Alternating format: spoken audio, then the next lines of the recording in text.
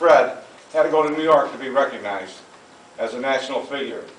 We don't have a seat of learning of Italian extraction in any major college in this area.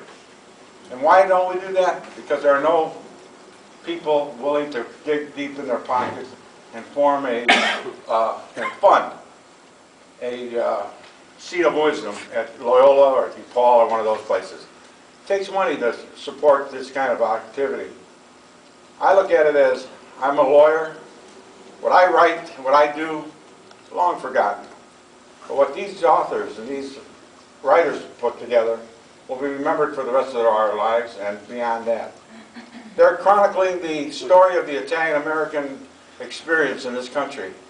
And maybe a century from now, people will look back and say they thought about it, they did it, and they put it together. What we have to do is be the Medicis of our era. Fund them. Those of us who can write. Those of us who can't, fund those who can. Dominic, again, I think you've done a hell of a job with this program, and keep up the good work.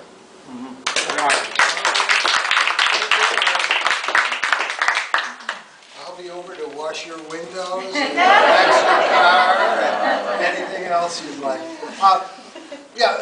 Tony's contribution to the book is an important one.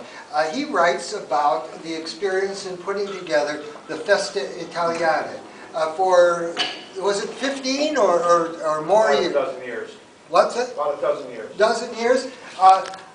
Tony spearheaded the Festa Italiana that took place on the lakefront in various locales.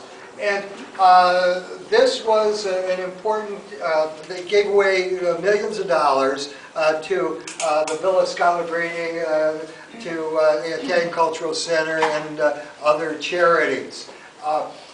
This is and then Tony is also the publisher of the Fornelli. He's a backer of our library. He's one of the founders of Casa Italia. So his story is an important one in itself, and that chapter about the Festa Italiana is an important chapter in the history of Chicago and Chicago's view toward ethnicity.